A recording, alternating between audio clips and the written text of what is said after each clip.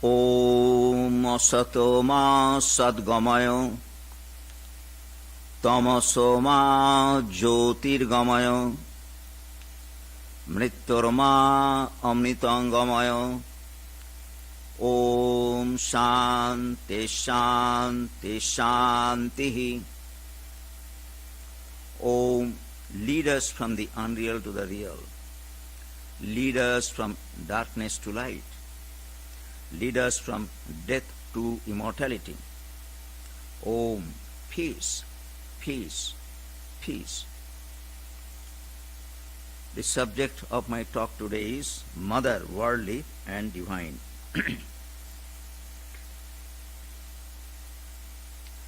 Before I start the subject, it is good to remember how the Mother's Day started in this country. Because this is the only occasion we can recount that history, so it will be interesting.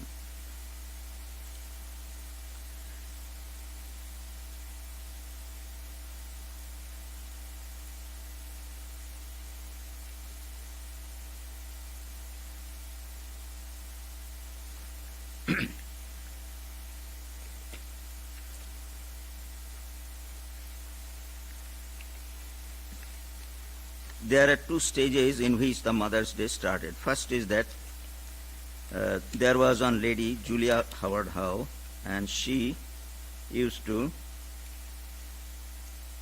celebrate it to honor her mother. And this Julia Howard Howe, her time is 1819 to 1910. And she was very well known in Boston area. That means where she lived, and she was very progressive in her thoughts and ideas. And there is a reference of her interaction, if you call it, with Swami Vivekananda. That also will be interesting. So it is like this. On 4th May 1894, Swami Vivekananda wrote from New York to his good friend Professor John Henry Wright. This Professor John Henry Wright was instrumental in introducing Swami Vivekananda to the Parliament of Religion. The situation happened in this way, that when Swami Vivekananda came to this country, and he came little early, went to the Parliament of Religion office and all those things, and then he found that he does not have any official credential of representing Hinduism. So he was at a loss. Then he made friendship with one lady who lived in Boston area. And in those days it was difficult, or it was quite expensive to live in Chicago. And that lady whom Swami Vivekananda had met, Mrs. Sanborn, she told that if you come here, you can stay with me. She had a good farmhouse. And she also assured that she can introduce to local dignitaries, those who are interested in religion or Hinduism like that. So he remembered at that point that since I have to spend so many days, he came in July, and it was the first week of or 9/11. That means it was the beginning of the September. So he had to spend about 1 month in Chicago. And it was difficult from the financial point of view, that definitely. And he did not have any acquaintance or any letter of introduction to any person in Chicago. So, remembering that meeting, he went to Boston area, that means in Boston, in Providence area, and contacted her, and ultimately she hosted Swami Vivekananda and introduced him to different dignitaries. You know, Boston is considered to be Varanasi of this country. That means the seat of learning of this country. So in that on that occasion, he was introduced to Professor John Henry Wright. He was a professor of Greek literature, and then the friendship actually grew. Later on, we see that he gave when he heard, that means when Swami Vivekananda and Professor Wright interacted, Professor Wright understood that he is immensely desirable to be representative of Hinduism. So his quote is really very well known. So he said that when Swami Vivekananda asked him to give a letter of introduction, so he had said, "To ask you, Swami, for your credentials is like asking the sun to state its right to shine." So this is a very oft-quoted introduction of Swami Vivekananda. Then in writing, he mentioned in this way, that means in the letter of introduction, he wrote, "Here is a man who is more learned than all our learned professors put together." So you can imagine that a professor of Harvard University can introduce a person like that. So how much, what a great impression he had for, or respect he had for Swami Vivekananda. So that later on, as you know, Swami Vivekananda went to Parliament of Religion and then traveled, and especially in the East Coast, and he was in New York also.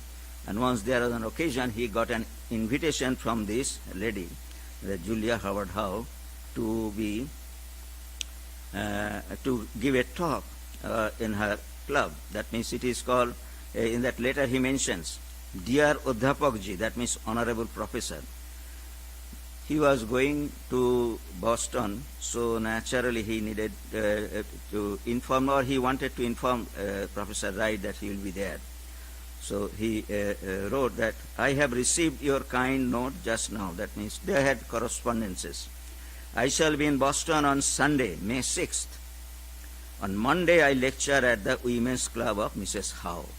So this Mrs. Howe was no other person than that lady Julia Howard Howe who introduced. As I told you that she was very progressive, and this Women's Club and all the activities or all the women's rights and all those things, that were very nascent stage in those days. So he actually took the leadership. So she had invited, but unfortunately there is no record of what he has said or the address that he has given. There is no record. Most of the Swami Vivekananda's lectures are taken down, and we find in the form of article or transcription, but this lecture we do not find. So this Howe, Mrs. Howe was a famous Julia Ward Howe, who many years earlier had written the Battle Hymn of the Republic, and who was otherwise known as an upholder of innumerable causes, such as peace, universal suffrage, Russian freedom, the higher education of women, and so on. A Unitarian, she was part of the larger circle of transcendentalists, not a core member. As you know, in that area, this transcendentalist movement grew, and there are some leaders who were very well known. But she was not in the forefront, that is the point. But she had her own area of specialty, if you call it, so there she was quite prominent. She was one of the founders of the New England Women's Club. In 1868, Mrs. Caroline Severance co-founded the New England Women's Club in Boston and was its president until 1872. Julia Ward Howe succeeded her as the president and invited Swami Vivekananda to speak before this organization on May 7, 1894. As I told you, unfortunately, the title or transcription of the talk was not found. So in this way, she was in the forefront of introducing this, what is called this Mother's Day. So the history is like this. Mother Day is a day set apart to express appreciation for mothers. It falls on a different day each year, but it is always on the second Sunday in May. And because there is a proclamation from the President Woodrow Wilson, so that is being celebrated on this particular day. Now a little bit history of how Mother's Day, the idea, or how actually it used to be celebrated, or we find in the history there used to be some Mother's Day. The origin of Mother's Day goes back centuries. The earliest Mother's Day celebration can be traced back to the spring celebrations of ancient Greece. As Christianity spread throughout Europe, the celebration changed to honor the Mother Church. So as you know that when Christianity spread, many things from the ancient traditions were put into the Christian religion, and they used to be celebrated as a Christian celebrations. In 1600 in England, Mothering Sunday was celebrated on the fourth Sunday of Lent to honor mothers in England. So this is the beginning of the Mother's Day. Mother's Day in United States began in 1872 by Julia Ward Howe, as I told you, as a day dedicated to peace and motherhood. It was celebrated in a few places, but did not really catch up until 1907. She started, but it was not in full force as we see now. So the momentum was given by Julia, was given on Anna Jarvis. When Anna Jarvis started a campaign for a National Mother's Day, she started people up to write to ministers, politicians, and businessmen until Mother's Day was celebrated in nearly every state. And in 1914, President Woodrow Wilson proclaimed the second Sunday in May to be Mother's Day. So a little bit of the proclamation, a quote from that. It is Presidential Proclamation 1914.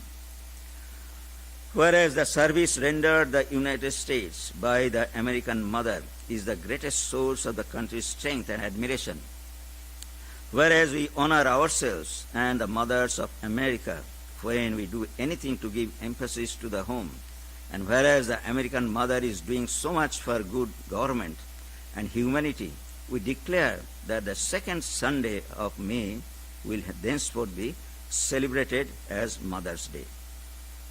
So in that way, actually, the Mother's Day started to be celebrated. Now a little bit of further history is like this. In ancient times in Greek, they used to honor mother, and especially there was the respect, paying respect to Mother Re, and she was considered the mother of all gods and goddesses. So in that way, in Greek mythology, we find there is mention. But I would like to share with you probably a little bit new information, if you call it, or new history, how mother used to be respected in ancient times also in Hinduism. And there was a goddess mother who her name was Aditi. So and in the Vedas we see the mention of the name Aditi. So Aditi etymologically means limitless or boundless. And she is mother of God, especially sun, that means Devamata. As you know, our in those days probably it was not necessary to go further the what is called the limit of the solar system. So everything originated from sun, and she was considered to be the mother of God's son, or the mother of sun.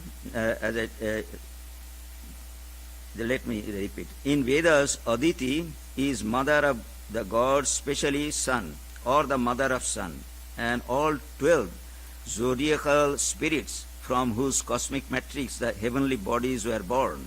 So in that way, as if that concept was that sun, not only sun, the solar system, as you call it, actually originated from that.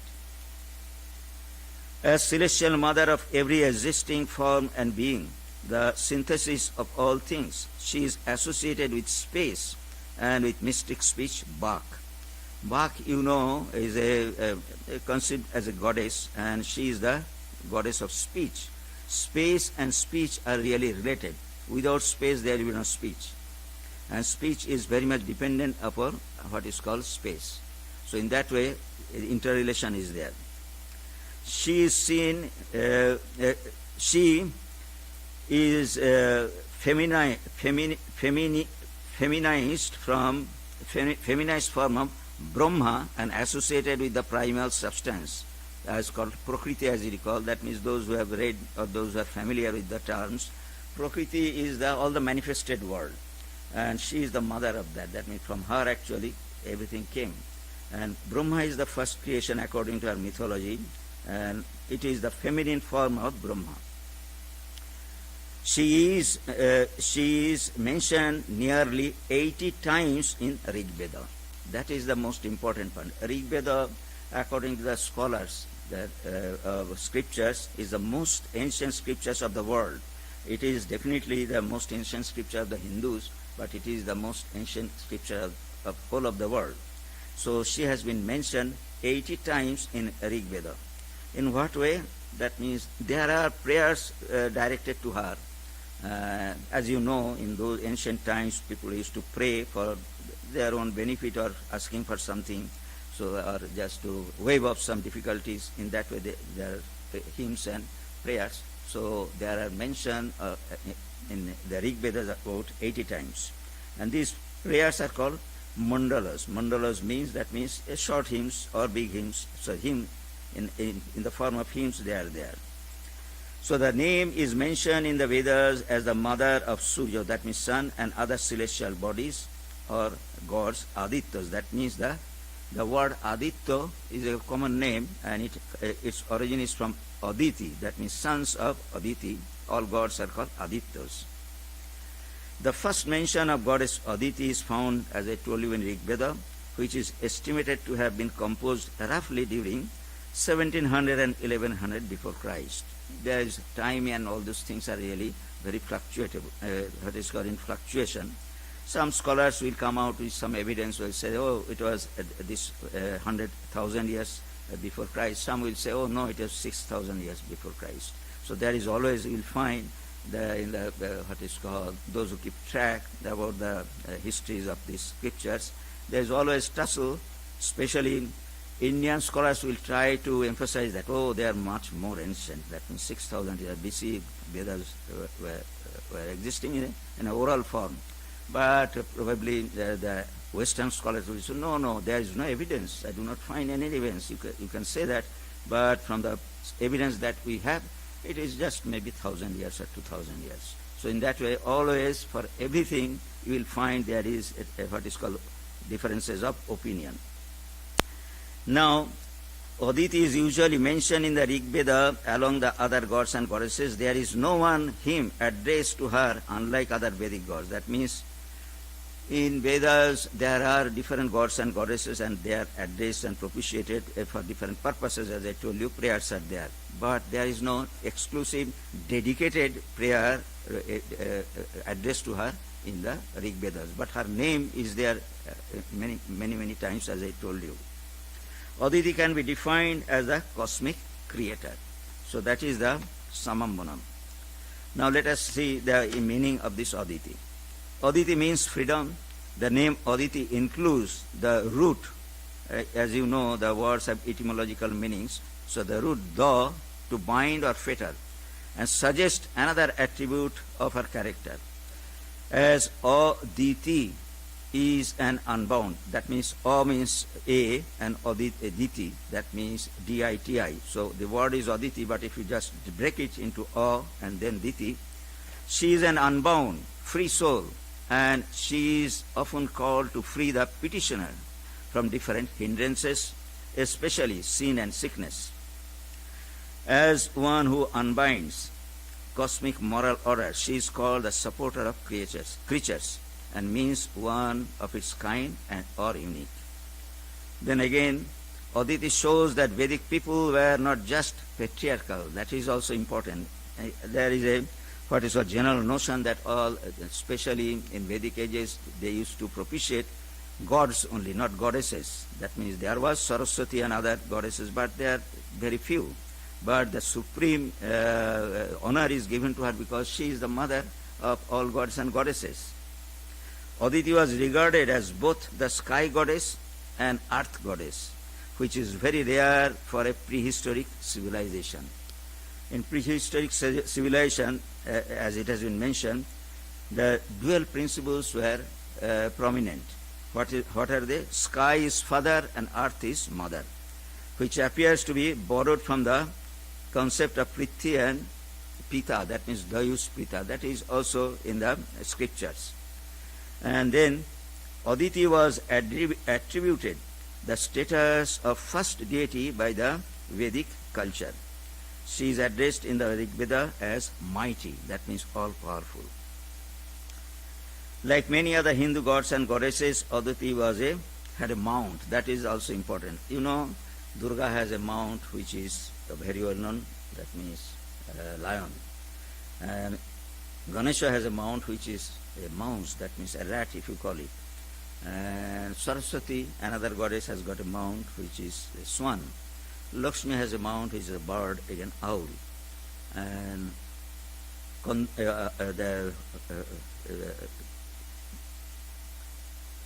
then other gods and goddesses have got their own mounts. So she also had a mount, and Aditi has a mount, and she flies across the boundless sky on a rooster. So that is interesting. The rooster symbolizes strength and honor. Her weapons include the famous Trishul. Trishul means trident, and a sword. So in this way, we see that there is a concept of mother goddess as parallel or maybe more ancient than the concept of mother in Greek mythology. Now Mother's Day, as I told you, started here, and at first people observed Mother's Day by going to church and by writing letters to their mothers. So it probably is still there nowadays. Of course, it is like this. They just call mothers in that way. They remember her. Over time, Mother's Day became an occasion for cards, presents, and flowers.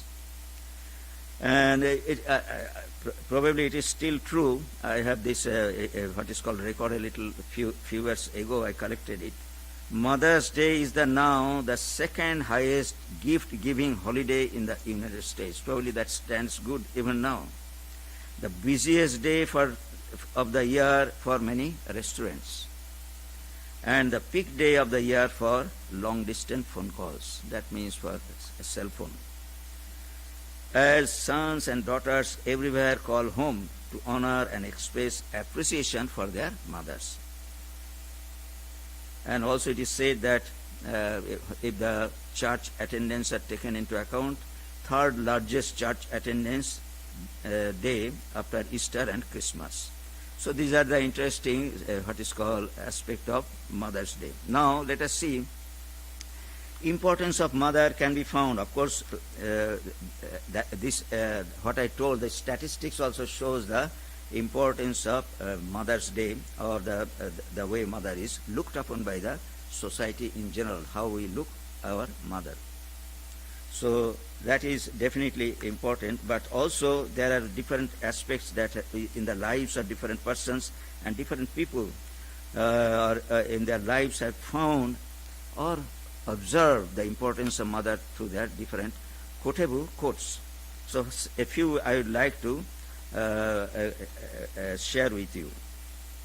One is that the position of the mother is the highest in the world. It has been said that it has been said in this way. In Manu was a great lawgiver. Lawgiver means as you know, in Talmud and other Quran, they are important in their respective religions, in Jewish religion and also Islam. In the same way, Vedas are most important book from the point of view of spirituality, but from the point of view of law, Manu Smriti, that means the Manu scriptures or writings of Manu, that is considered to be the supreme, that means the most respected. There are many other Smritis, that means many sages and rishis have written their Smritis according to the contemporary necessity. Smritis, as you know, Swami Vivekananda has said, are law books. And law books means that means in what way everybody, that means starting from the king, if you call it the ruler, head of the state, to the pauper, that means a person who is on the street, will conduct their lives. That means in between these two, there are different sections of people, different walks of life, different circumstances, different situations, and all those things are there.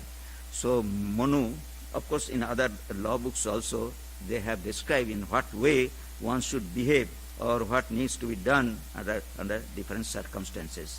And that form just in a nutshell, the contents of the law books.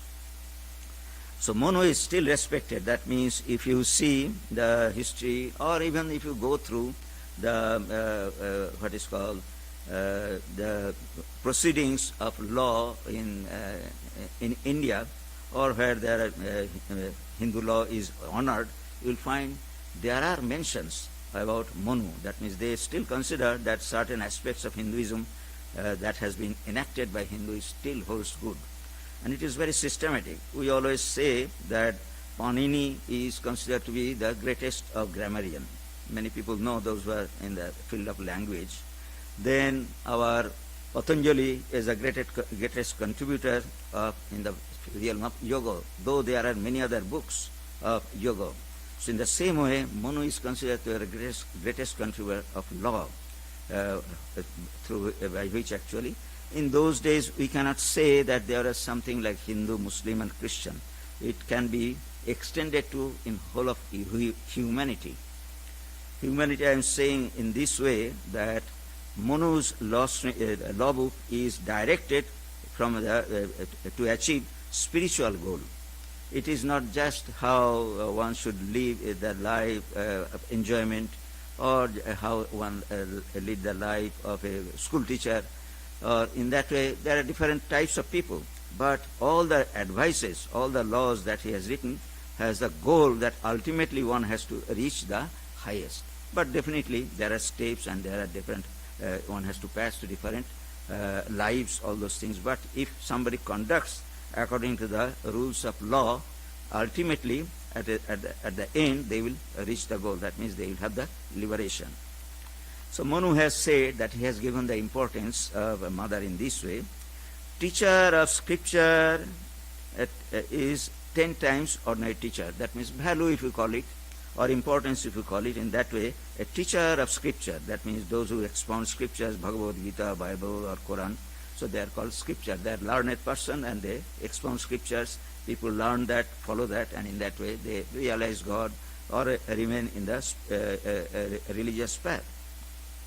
So importance of a religious teacher is 10 times ordinary teacher. Ordinary teacher means school teachers, college teachers, or those who teach in the different universities. In that way they are considered to be ordinary teachers. So their value, that means a scriptural teacher, that means teacher of scripture is 10 times. That means if you give a materialistic view. Now father is 10 times ordinary teacher. So a father can teach. He is also a teacher, because when child or a boy or girl is born, so he gets the first teaching in the home under what is called in the what is called family circumstances.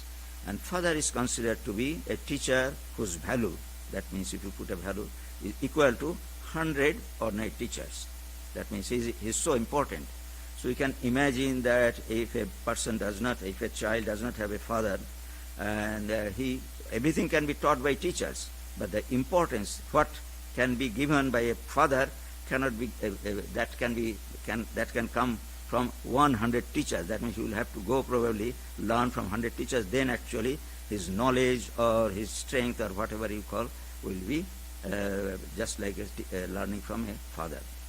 So that is why the importance of father is so great. Now he is concluding saying that mother is 1,000 times father. So mother is considered to be the first teacher, as you know. That means as soon as the child is born, mother starts teaching everything, A to Z. Then of course her, as we see in the scriptures, up to the age of 6 or 7, mother's teaching actually becomes what is called complete. Then father takes up. Father teaches, say, up to the 10 or 12 or maybe 14 at that when the child attains to the teenage. Then father's role is really finished. Then other things, that means one has to learn different professions, because father is not expert in every aspect of the all professions. So naturally he had to go to learn some profession to earn bread. So then actually he is sent to school to the teachers. In that way it happens. The point is that the importance of mother has been emphasized in ancient times in this way. 1,000 times a father is one mother. Now it is said there are many other stories. That means a child knows the mother is all powerful. That you see that if there is a quarrel between two children, that means this small children sometimes quarrel, and if somebody is being bullied, if you see that the one who is getting the what is called being defeated, he will say that, well, I cannot really teach you, but when my mother comes, she will teach you. So in that way, he actually gathers strength. That means remembering mother, one gathers strength. That means he is the giver of strength. Now the point is this, that there is also a great saying, the hand that rocks the cradle is the hand that rules the world. So it is a very famous statement, and in the history we see it is said about Alexander. That means Alexander Great's mother. That means she actually from the very cradle taught her, and ultimately he became the first world conqueror. So this is true. That means when the child is taught properly at the beginning of the age, from mother actually impresses upon the child all that what is necessary to grow up, or what is necessary for the in the life. Actually, the child becomes very strong. Now we have certain, that is, mother actually has been substituted nowadays, of course, because of the social situation, or the situation of the society, or the civilization as it is now has given many opportunities to women. So naturally, there are occasions when the duties of mother cannot be performed by a real mother, that is the mother who has given birth to the child. So I see, and you also very well known, some of you have to do that or have experienced that or seeing that. That means from the very childhood, actually children are being taught by others. Others maybe, that means maybe grandmother. I know that means definitely many children love their grandmother more than they love their mother, because they have seen the grandmother taking care of them from the very early age. And in that way, when there is no grandmother or mother had to earn money, so naturally she cannot take care. She has to give to some other caretaker. And they also become what is called like mother. I know that when I used to go to Davis, and there is a family, and as you know, Indian women, they are very motherly in a sense. They like children. They like children, and children feel very happy with what is called mothers. So what they do when they see that the children of the locality does not get the care of their real mother, so they establish. There is a system in this country that you can have what is called start a school or care, child care system. So different ages of different boys or girls who cannot be taken care of the mother or parents, they are given there, and they stay there till the mother comes back from the work. And that what is called that Indian lady, such a lady who are really free, they take care of the children. And I have heard that when they grow up, they first come. That means one lady, she said that in Davis, she could tell the name of the children that she has reared. And not only that, she knows what the child is doing now. And not only that, she will say that when that my boy comes here, he definitely meets me. Not only meets me, he gives me gift and spends time with me. So they get associated with this type of mother very much. So that is another role of mother that has come down because of the situation and circumstances of present day. Now another aspect of mother is like this, that in the scriptures it has said that mother's aspect, that means protective aspect or giving the power aspect, that is also important. Without strong mother, actually, you cannot have power. That means confidence. And as you know, in the life of Swami Vivekananda, he has acknowledged that his mother's influence is greatest in his life. In many ways, actually, he has said. I can give you one example. Occasionally, I quote that. Swami Vivekananda became very world famous, after giving his speech in Chicago and then traveling in the country, and then he went back. Went back means just like a hero. Hero means, that means in those days it is said that nobody has received that type of reception. Even the King George V or VI, when they used to, at that time India was under British rule, so they used to visit, or when they used to come, naturally a lot of people used to go to see him. But they also did not get that type of reception the way Swami Vivekananda, when he came to this country, got. Not only first time, that means when he landed, throughout his journey actually he received that type of reception. So naturally that is a great pride for the mother. And when Swami Vivekananda first became very famous, the Maharishi Devendranath Tagore, who was a contemporary of Sri Ramakrishna and father of Rabindranath Tagore, and Rabindranath Tagore and Swami Vivekananda were more or less of the same age. And Swami Vivekananda, as a schoolboy or college boy, knew Rabindranath Tagore and Rabindranath Tagore. And Rabindranath Tagore was very proud of him. And not only that, he wrote a letter of appreciation which actually he sent to his mother. And of course that letter was not found, but it is mentioned that he did that, just eulogizing him, whatever it may be. Now Swami Vivekananda, after touring the whole India, came to Calcutta, naturally you know, and he went to his mother to see mother. Unfortunately, the family situation was not very good.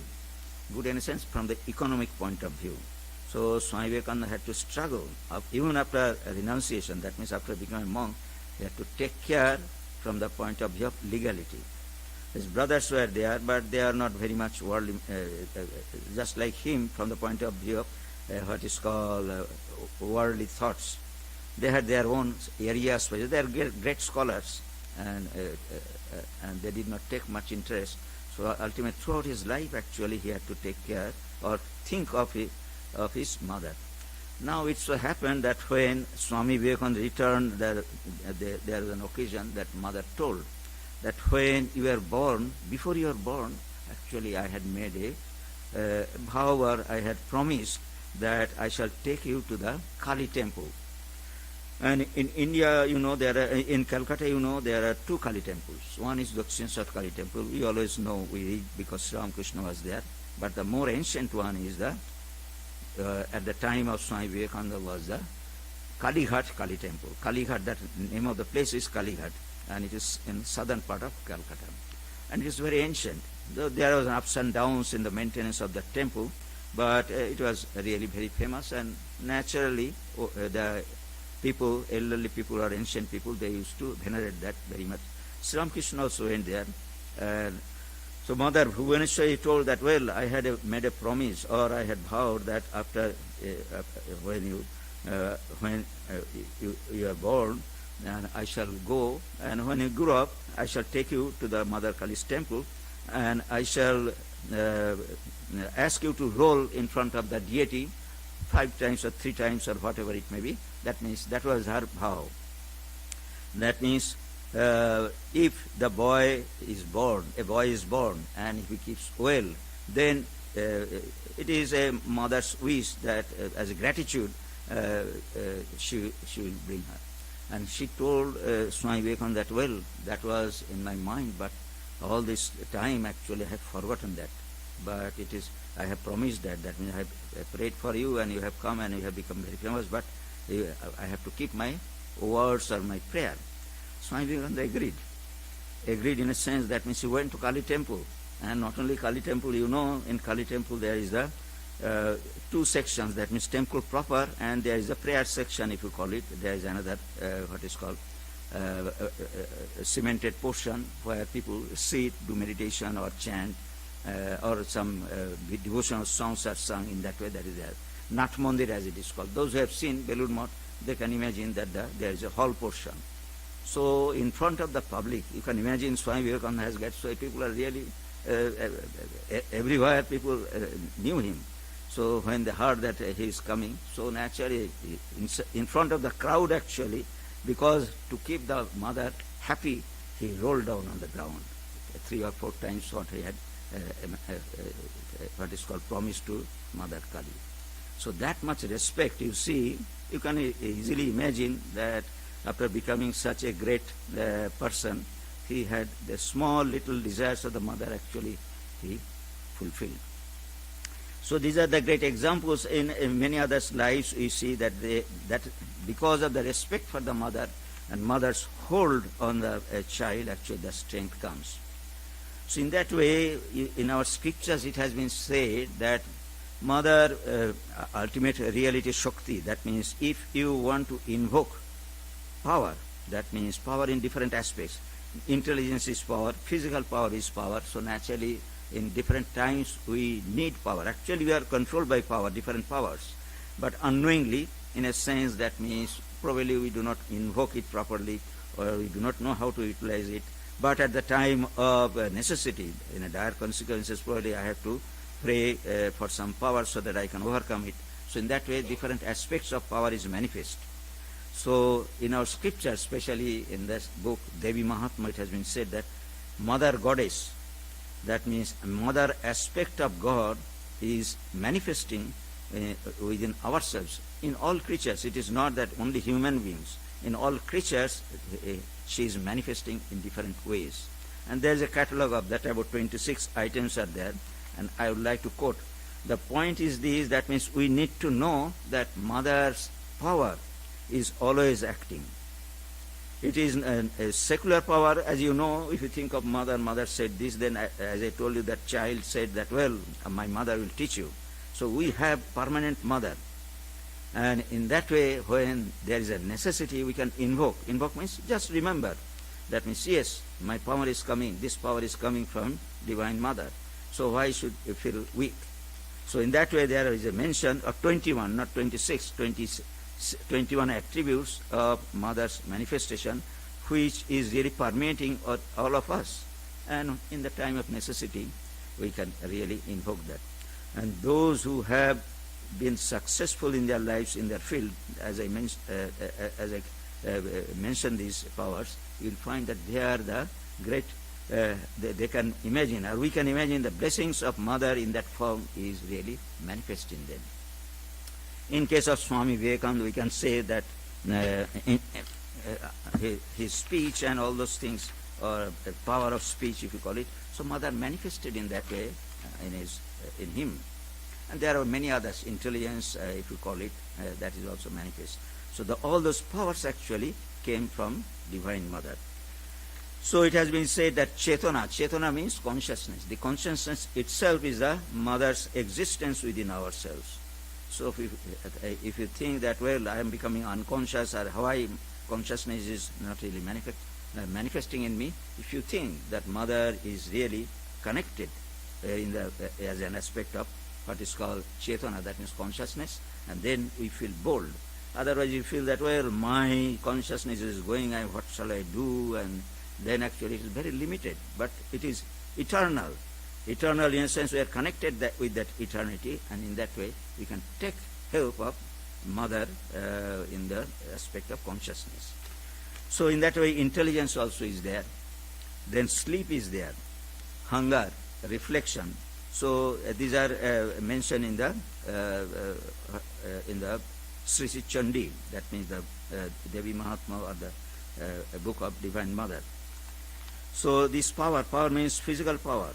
That means, you know, of course it is not when great strength is there. In India, there are occasions when the animals are really sacrificed in front of deities, just as a symbol of offering or invoking power.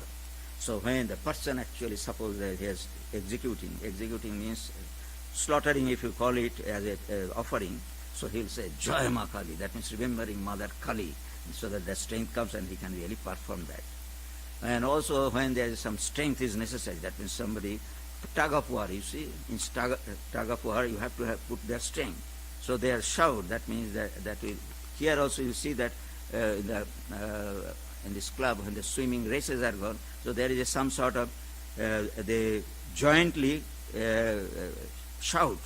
So in that way, power is invoked on these occasions. And the reason is that Mother is really Shakti, that means power, and is transmitting that.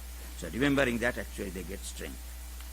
So in this way, power is there, then thirst is there, patience is there, genus, that means jati. Jati is also very important. You see that everybody takes care. I am a Brahmin, I am an Indian, I am an American, I am what is called British.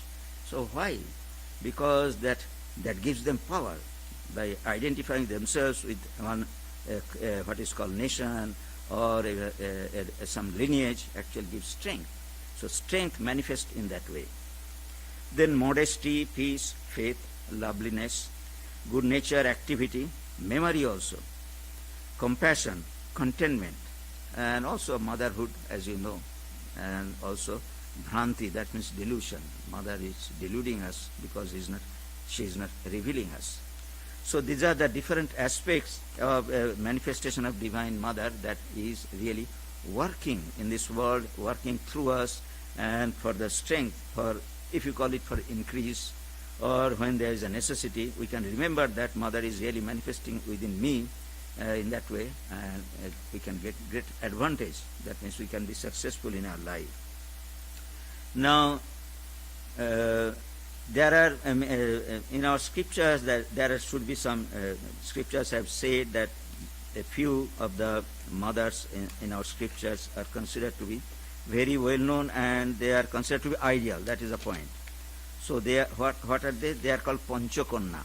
Panchakonna means if you read their lives, you'll find that they are embodiment of motherly qualities or embodiment of strength. Somehow or other, some aspect of this motherly divinity are really exemplified in their lives. In that way, they are remembered. In fact, there is a custom, probably in all religions, there is a custom after getting up from the bed, one takes the name of God or chants some one or two slokas. In that way, at the time of daybreak, remembering something sacred. And this verse actually is very well-known verse for remembering at the time of getting up. That means from the after the sleep is broken, people remember this. What is that? Aholla Draupadi Kunti Tara Mandodari Tatha Panchakanna Smaret Nittam Mahapataka Nasanam. That means you will get rid of what is called catastrophe, Mahapataka Nasanam. That means if you remember the name of these 5 great mothers every day, then you will get out of the danger, greatest danger in your life. So Aholla is, there are stories of Aholla in our Purana. These are mostly from Purana and Mahabharata and Ramayana, like that. So Aholla is referred in Ramayana. So she was a great lady, and she waited patience. She waited for Rama, and ultimately she was released. She was an embodiment of what is called embodiment of patience. Then Draupadi, you know, was a wife of the Pandava brothers, and ultimately we see that she was not only beautiful, but she was very much powerful also. That means she has that strength that she has shown in different occasions. Then there is Kunti. Kunti was a great devotee, and at the same time she had to see all the activities of this Kaurava and Pandava, but she is considered to be an example of what is called great devotion, at the same time recognizing. Not only that, she said that all the tortures that I had to bear in my life, I shall happily bear this torture if I get a chance to adore God. That is in that way actually she adored or begged of Krishna that please give me this blessing. That is, even if I am born not as a human being, maybe subhuman creature, just if I get the chance or have the great intelligence of remembering God, then I am happy. In that way she said. Tara was what is called recognized Rama as an incarnation of God. That means though he had killed her husband Bali, that means Tara was, you know that Hanuman, then that monkey king, and their other friends were there. So Tara was a wife of Bali. Bali was the king of what is the monkey kingdom. But she recognized, Bali actually did not recognize Rama as a king or powerful person. So he always what is called neglected him or degraded him. But Tara actually recognized that he was incarnation of God. So that is why she is remembered. And also Mandodari, wife of Ravana. So she knew who was Rama. And Ravana always thought that Rama was a beggar, the beggar Brahmin. He actually taunted him in that way. And he wanted to marry Sita, that is why he what is called abducted. But Mandodari was what is called wife. She always advised Ravana under all circumstances against Ravana's what is called torture also, that she always advised Ravana to give away, that means Sita to Rama, because she was the wife of Rama. In that way, always gave good advice to her husband under precarious circumstances also. So she is considered to be a symbol of simplicity, purity, piousness, and had the great intelligence of understanding Rama as an incarnation of God. It is very difficult to recognize incarnation, because incarnation means that human form, God in human form, just a human form. So how to recognize? So some people, because of their spiritual development or spiritual insight, they can really recognize who is really an incarnation of God from ordinary human being. Sri Ramakrishna throughout his life was known as a Pagla Brahmin, that means a mad Brahmin of Kali temple to the mass, if you call it. Then only few of them actually could recognize and got the benefit. Now, of course, as the time is passing, we can really feel the true worth of Sri Ramakrishna, and we lament that, well, if we were born for it, we could have had the opportunity of having seen him. So this is the point. That means mother is not only giving, just by giving birth to a child, one does not become a mother. That is the point. That is definitely important aspect, but motherhood means that these different qualities that is associated with motherhood are very important, and mothers who actually inherit them, they are the greatest mothers. And not only that, they impart those things to the children. That is why mother is considered to be the most adored. It is said that God could not be present everywhere at one time. That means, though he is everywhere, but he could not present as a human being to every person. So that is why he created mothers. That means he is the just as his representative. You can say that mother is existing everywhere. That means God is the greatest representative of mothers. Swami Vivekananda also used to admit that after God's love, mother's love is there. That means nobody can love a child like a mother. So that is very true. That means even mother is tortured by the children, but still mother will love the child. That is quite, we have seen in our lives many times.